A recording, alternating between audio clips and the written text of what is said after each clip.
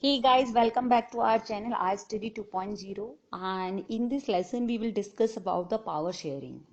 Basically, so what is a power sharing? And that is an intelligent sharing of power among a legislature, executive and the judiciary is very important to the design of a democracy.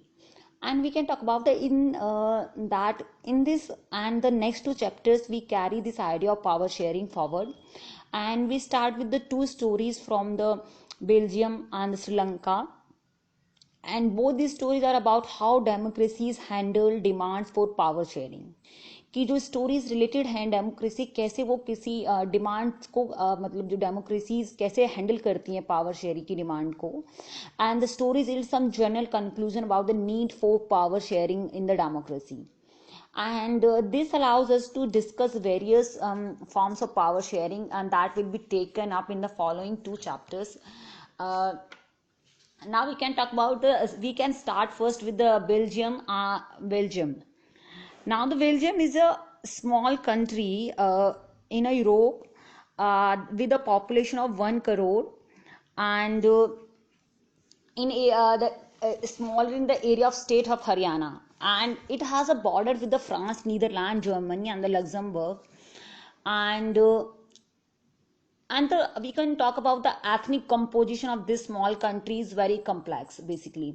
And of the country's total population is total population की बात करें तो उसमें से जो language variation है उनका 59% speak Dutch language, and 40% speak French, and other remaining is 1% speak German.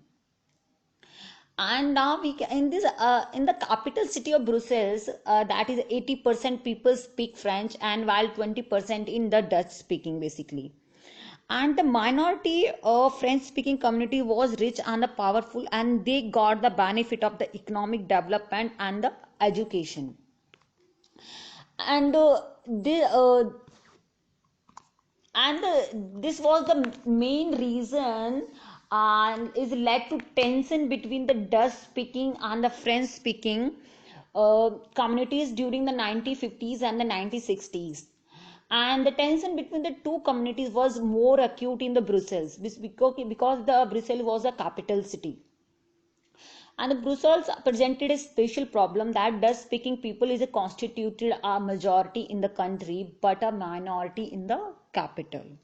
Now let's move to the accommodation in the Belgium. The Belgium is the government handle the community differences very well, and between the 1970 and 1993 the Belgian leaders amended their constitution 4 times and came up with a new model to run the government.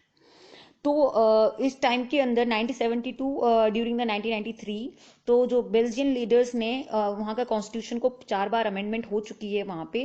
तो and what was the elements of the Belgian model, क्या elements हैं जो Belgian models को reflect करते हैं.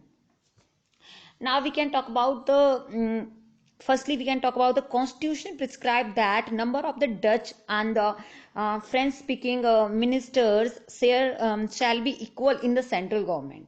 तो जो ये रीजन है तो उसमें बोला गया था कि जो मिनिस्टर होंगे वो उनका इक्वली डिवीजन होगा in central government, and some special laws required to support of majority of members from each linguistic group basically.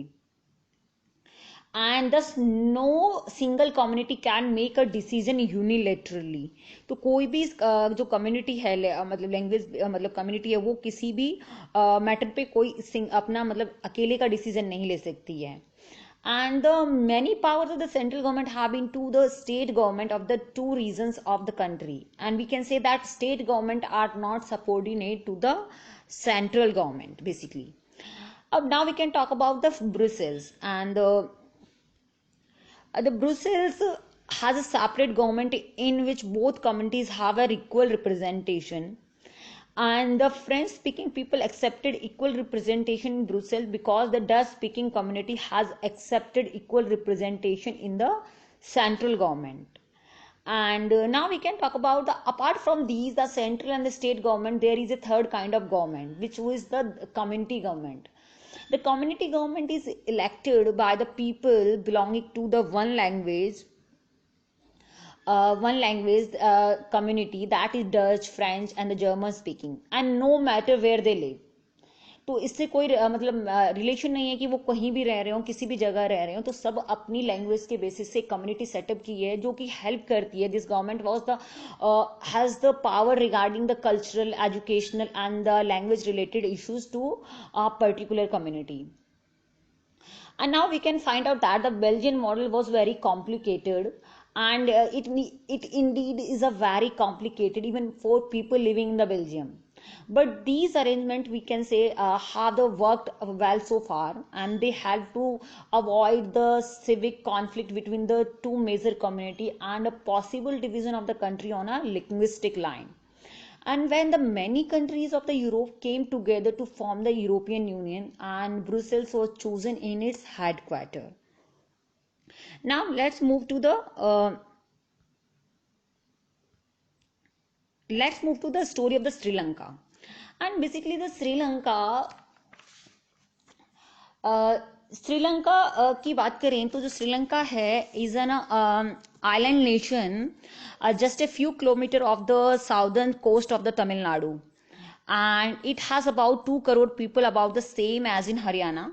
And like other nation in the South Asia, the Asian region, the Sri Lanka has a diverse population, we can say, and a diverse population.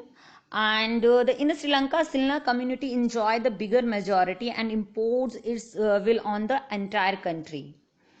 And Sri Lanka has a diverse population, and the division is basically based on the that's like that. The Sinhala speaker is 74%, and Tamil speaking is 80%. And among Tamils are the two subgroups. Firstly, the natives of the country are called the Sri Lankan Tamils, and that is 13%. And thus the rest, whose forefathers came from the India as a plantation worker during the colonial period, are called the Indian Tamils. तो जो colonial period की बात हो रही है यहाँ पे, जो ब्रिटिशर्स का रूल था इंडिया के ऊपर, दैट टाइम जो प्लांटेशन वर्कर मूव करते थे, मतलब जिन जिन कॉन्टिनेंट्स के ऊपर या जिन जिन कंट्रीज के ऊपर ब्रिटिशर्स का मतलब रूल था, वहाँ पे वर्कर एक जगह से दूसरी जगह मतलब भेजे जाते थे फॉर द मतलब प्लांटेशन एंड मतलब ये इंडिगो प्लांटेशन वगैरह. तो उससे क्या हो रहा था, तो जो वहाँ पे उस टाइम पे गए थे, तो उनके जो फोर फादर्स हैं, मतलब उनकी जो जनरेशन वहाँ पे है, उनको इंडियन तमिल्स बोला जाता है basically. And now we can say that the Sri Lankan Tamils are concentrated in the north and east of the country, and most of the Sinhala speaking people are Buddhist. जो कि जो Sinhala speaking है, इनको Sinhalese भी बोला जाता है, वो Buddhist हैं. And while most of the Tamils are जो और Tamil population जो है, या तो वो हिंदू हैं या मुस्लिम हैं. And there are about 7% are the Christian who were both the Tamil and Sinhalese. दोनों का मिक्सचर है, तो उनमें से 7% population जो है क्रिश्चियन है. And now we can say the majoritarianism in Sri Lanka. जो मेजोरिटेरिज्म इन श्रीलंका की बात करें तो Sri Lanka emerge as an independent country in 1948, and the leaders of the Sri Lanka Sinhala community sought to secure the dominance over government by the virtue of their majority. जैसे कि अभी हम बात करें, जब 1947 में इंडिया को इंडिपेंडेंस मिली थी, तो उस टाइम पे हमारे यहाँ जो मेजॉरिटी मतलब जो वन पार्टी की बात करें तो कांग्रेस पार्टी को मेजॉरिटी थी उस टाइम पे, मतलब और कोई पार्टीज नहीं थी, रीजनल पार्टीज नहीं थी, कोई और अदर पार्टीज नहीं थी, तो वन पार्टी सिस्टम था दैट टाइम. तो हम लोगों ने कांग्रेस गवर्नमेंट को अडॉप्ट किया. ऐसे ही श्रीलंका के साथ क्या था कि जो मेजॉरिटी में बात करें तो वहां पे सिनलीस थे, तो उनको जो गवर्नमेंट में उनको मतलब कंट्रोल मिला. एंड as a result की बात है तो as a result democratically elected government adopted in a series of the majoritarian measures to establish Sinhala supremacy. अब बात करेंगे what is the majoritarianism.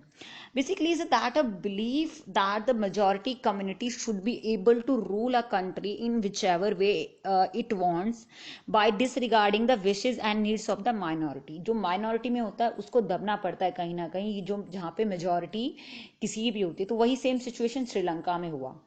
अब इन 1956 की बात करें, then act was passed that time that recognized the Sinhala as the only official language disregarding the Tamils. तो सिनला को 1956 में ऑफिशियल लैंग्वेज बना दिया गया क्योंकि मेजॉरिटी में सिनलीस थे.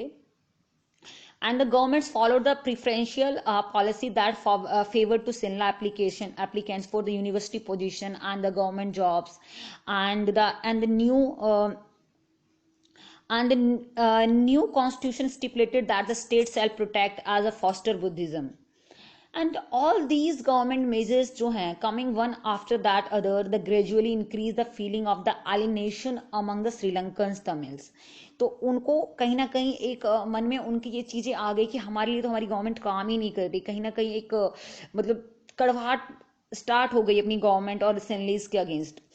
And among the Sri Lankan Tamils, they felt that none of the major political parties led by the Buddhist Sinhala leaders were sensitive to their language and the culture. They felt that the constitution and the government policies denied them the equal political rights. तो उनको मन में ये लगने लगा कि हमें कहीं ना कहीं हमें इक्वल पॉलिटिकल राइट्स नहीं मिल रहे, हमको डिस्क्रिमिनेशन किया जा रहा है in the against them in getting jobs and other opportunities and ignore their interest. उनका मतलब कहीं ना कहीं उनके इंटरेस्ट को भी इग्नोर किया जा रहा है. एज ए रिजल्ट की बात करें तो as a result that relation between the Sinhala and Tamili's community strained over time. मतलब इतना मतलब रिलेशन जो था वो बहुत ही ज्यादा मतलब क्रिटिकल होता चला गया. And the Sri Lankan Tamils launch parties and the struggles for the recognition of the Tamil as an official language for the regional autonomy and the equality opportunity then securing the education and the jobs. But their demand for more autonomy और the provinces populated by the Tamils was repeatedly denied. तो timely मतलब उनकी जो भी उनकी demand हो रही थी, मतलब वो उन्होंने अपनी पार्टी सेटअप की और वो सब कुछ को डिनाई किया जा रहा था, उनको एक्सेप्ट ही नहीं कर रही थी गवर्नमेंट कहीं ना कहीं, क्योंकि मेजोरिटी जहां पे देखी जाए तो सिंहलीज की थी और पावर भी मतलब उनके कहीं ना कहीं सारी गवर्नमेंट का पावर उन्हीं के हाथ में था. बाय 1980s की बात करें तो political organisation were formed demanding an independent Tamil Elam. The liberation of the tigers in Tamil Elam, which the Elam basically means a state in northern and the eastern part of the Sri Lanka. And the distrust between the two communities turned into widespread conflict. तो इस तरीके की conflict emerge हुई, तो जिससे क्या हुआ, and it soon turned into a civil war. और उसको क्या हुआ, civil war create हो गई between Sinhalese and the Tamils. और ये बहुत बड़ा इशू है अभी स्टिल, अभी तो काफ़ी प्रॉब्लम हैंडल हो गई है, बट 2009 तक ये सब चीज़ें बहुत ही क्रिटिकल सिचुएशन थी श्रीलंका के अंदर, जो कि तमिलियंस थे और सिंहलीज के बीच में. और कुछ प्रॉब्लम्स स्टार्ट हो रही थी जो तमिलियंस इंडिया के मतलब जिनके एंसेस्टर पहले मतलब मतलब इंडिया से बिलोंग करते थे, तमिलनाडु से थे, कहीं ना कहीं उनमें भी प्रॉब्लम्स हो रही थी. उससे कि क्या हो रहा था, इंडियन गवर्नमेंट को कहीं ना कहीं इंटरफेरेंस करना पड़ रहा था, क्योंकि कहीं ना कहीं वो हमसे बिलोंग करते हैं. तो ये एक रीजन था. And I hope all you understand this concept and thank you.